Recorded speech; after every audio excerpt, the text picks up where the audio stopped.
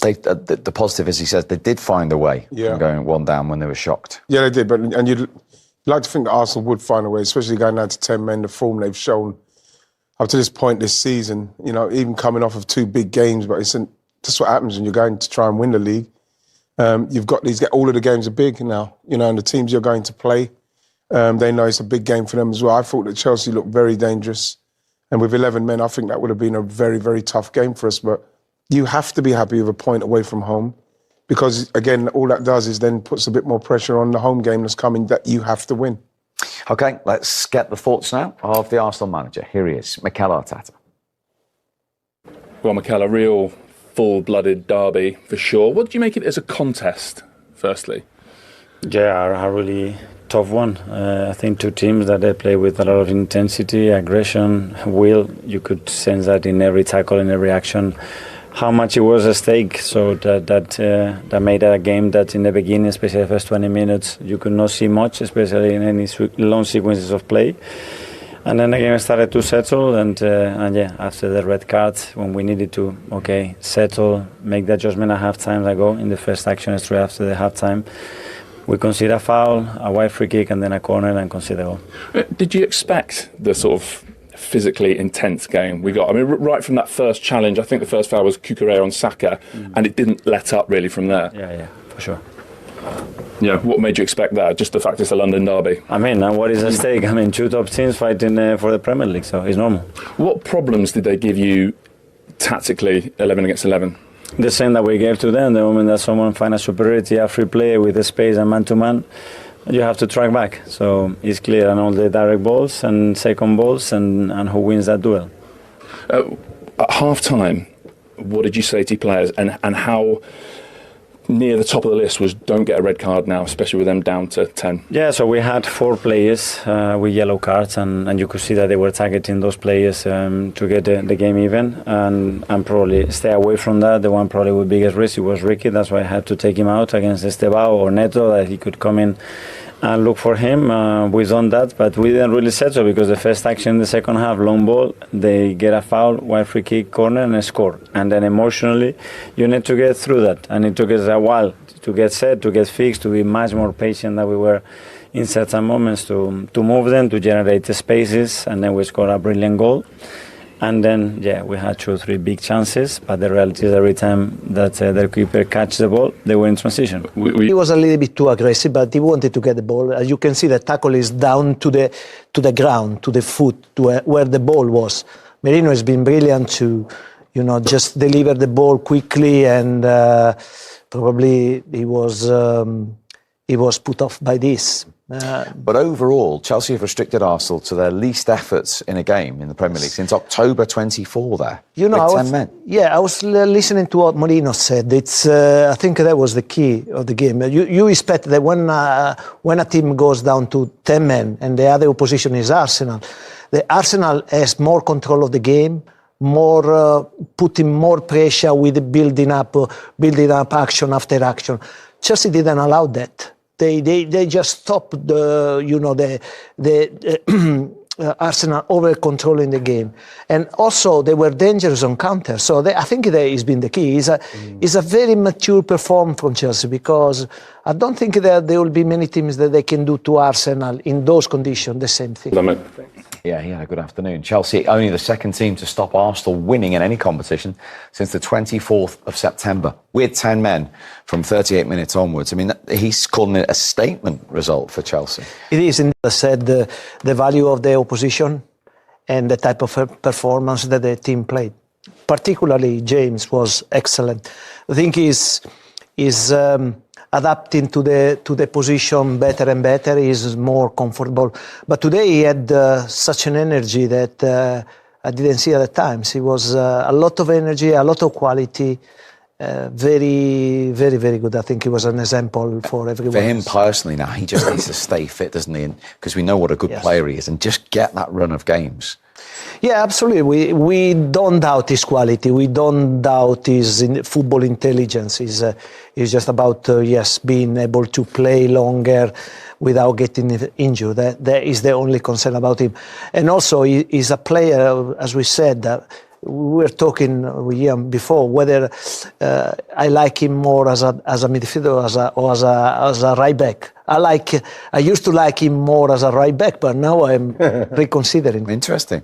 And he actually took the corner for Chelsea's goal. Yeah. But before we see that, it actually came from a David Raya save, which when we look at it wasn't going in. But obviously David Raya doesn't know that at the time. You know what, when you watch it, he kind of seems to get a little bit discombobulated, coming there, then changing his mind. So then it's kind of lost maybe the shape where the goal is. But yeah, you can see it's clearly missing there. And, you know, obviously, you know, they score from it. But you can't really look too deeply into that simply because you can never quite tell as a goalkeeper exactly where you are. You just feel like you have to make the save. But it's good movement from Trevoh Chalobah. But again, it all comes down to, as Gianfranco will attest to, the quality of the ball in. The delivery is excellent. Fantastic. Absolutely excellent. Also, he's delivering in the most dangerous area. Yeah. Normally, I think there is a percentage in the corner kicks. The majority of the goals are scored on the first post or the nearby. And there was an example. And that was Chelsea's first corner of the game. Yeah. Second time, Arsenal conceded from one in the Premier League this season. But again, you know, even against Tottenham as well, Tottenham are not bad at them as well. Chelsea are very, very good at them. But I think the main thing with this particular game, as from the boys' point of view, is that, you know, they'll be disappointed because they did go down to 10 men and they know what it's going to take to try and finish this off. But I think with the two centre-halves missing, two new centre-halves coming in, playing against the Chelsea side, I think if it was 11 men, I think it would have been a really tough game, even tougher. I think they would have had more possession. They might have caused us more problems. But I think you take that, and you move on again, especially with the week they've had. Yeah, as I say, they led for just 11 minutes. Mikel Merino scores some important goals, doesn't he, for us? Yeah, he does. Yeah, he does, because he's got a brilliant and uncanny, not even an uncanny knack. He does that. He gets in the box. And the thing is, when he gets in there, Steve, he's finishing and he's heading. It's all on point. It's all precise. You know, Saka does well.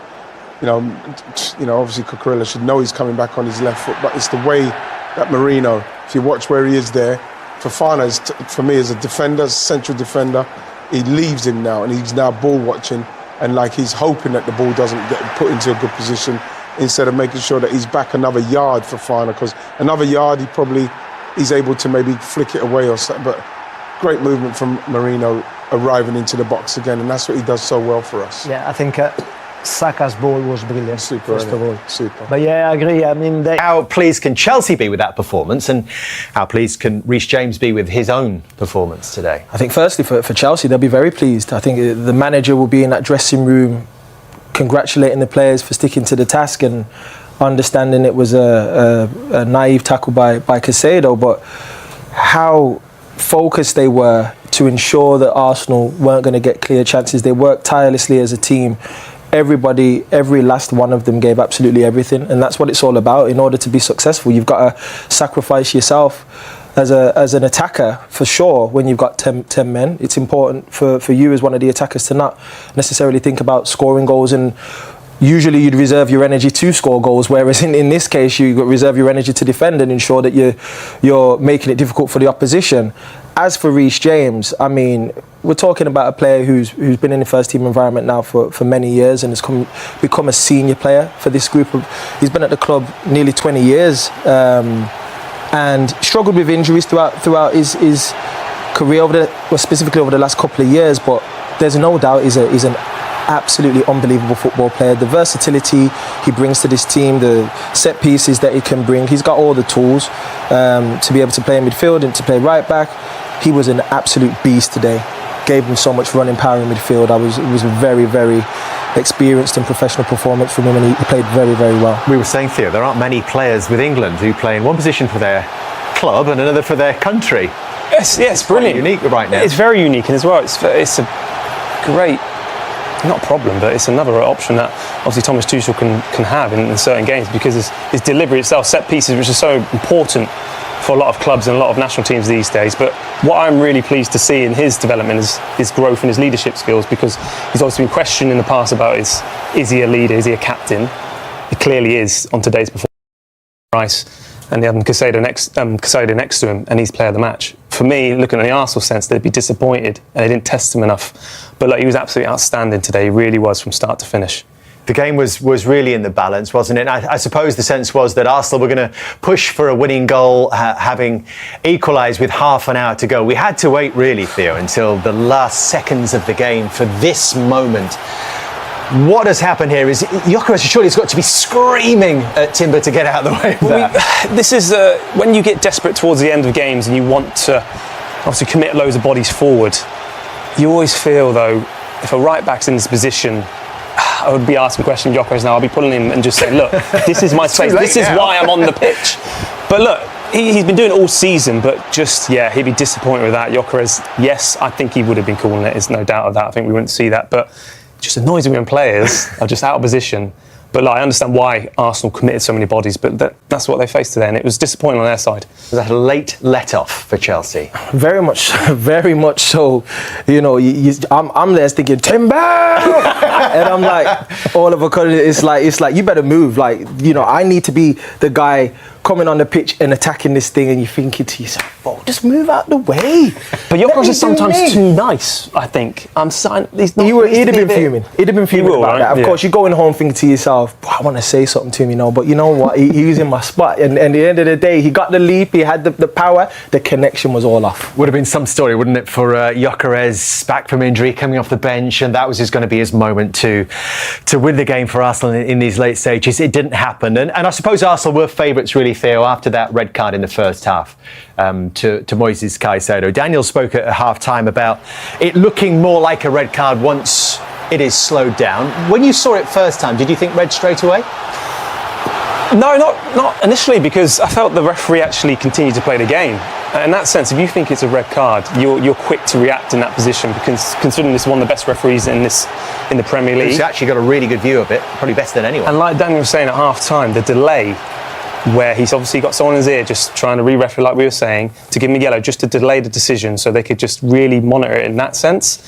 I think that's the problem with VAR. I think you need to initially go with your initial decision straight away, and then you can obviously react in that sense. But I just and allowed the game to continue. Normally red card, you see it straight red card. So look, I think the right decision was made. Because the game actually played on, didn't it, down towards this end in front of us. He might have wanted to see what happened in the rest of that phase of play, and then he pulled out a yellow card almost to mark it, didn't he? Yeah, no, to mark obviously what he was going to commit to. But look, I just think Caicedo does not need to be doing that in that position anyway. You know, we could speak about VAR and all that side of things. However, I think Caicedo is the one who you kind of felt it was coming from his initial start of the game. I felt that was going. Looks like it, to be honest. You know, you wouldn't want to be on the receiving end of one of those challenges. Caicedo's a top-class football player, and he'll be absolutely fuming with himself right now, knowing that he's made a big mistake that's going to cost his team in terms of his availability moving forward. And their fourth red card of the season, twice as many as any other team at this stage, which is not ideal 13 games into a season when you are potentially pushing on for a title. Having said all that, they still managed to find a way to get themselves in front. Did that come as a surprise at the start of the second half? It did, I think, for everyone in the arena, how loud they screamed. You know, it was a magnificent cross into the box. The connection from Chalobah, who again I thought was brilliant today.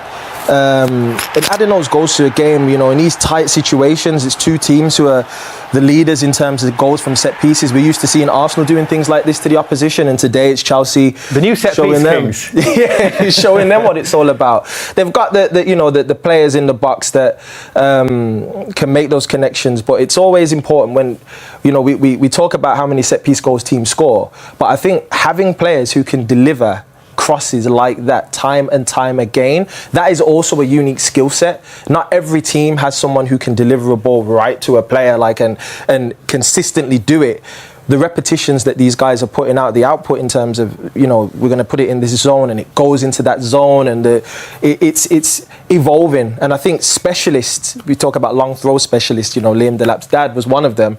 Now we're seeing set piece specialists, specifically corner guys, and it's like we're seeing a lot more assists, less in open play and more from set pieces now. But a details team like Arsenal would be devastated to concede in that manner by the same token. It will just show the fact he wants Saliba and Gabriel back as quick as possible, because I felt throughout the whole game were, you know, at times Chelsea found it comfortable, you know, when they're attacking them in times, and there was a lot of mistakes from the centre-halves as well at times. No one really showed the leadership skills in that sense to get control of the players and the play, and didn't look as organised, and I think that would be the worry looking into in an Arsenal sense. But look, it's a point which, yes, you look back at it now, you would have taken it, of course. However, they'd be disappointed they conceded from a set piece, and it's a bit of their own medicine, isn't it? Bit of disappointment you saw on the players' faces, didn't you, at full time, having it. The London derby between Chelsea and Arsenal delivered pure Premier League drama from start to finish. It ended 1-1, but this was a match loaded with tension, fight, and unforgettable moments. The turning point came in the 38th minute when Moisés Caicedo received a VAR-reviewed red card for a dangerous challenge on Mikel Merino. With Stamford Bridge stunned and Chelsea down to 10 men, the game seemed to tilt heavily in Arsenal's favor. But instead of collapsing, Chelsea dug deep. Early in the second half, the 10-man Blues shocked everyone. Trevoh Chalobah rose highest to smash in a brilliant header, sending the home crowd into a frenzy. It was a moment of defiance, Chelsea refusing to bow despite the disadvantage. Arsenal, determined and patient, struck back in the 59th minute. Merino connected beautifully with a Bukayo Saka cross, leveling the match and raising hopes of a comeback victory. The Gunners dominated possession, pressed relentlessly, and created openings, but Chelsea's defense, led by a superb Robert Sanchez, stood tall. When the final whistle blew, Chelsea celebrated a point earned through heart and resilience. Arsenal walked away frustrated, knowing they let a golden opportunity slip.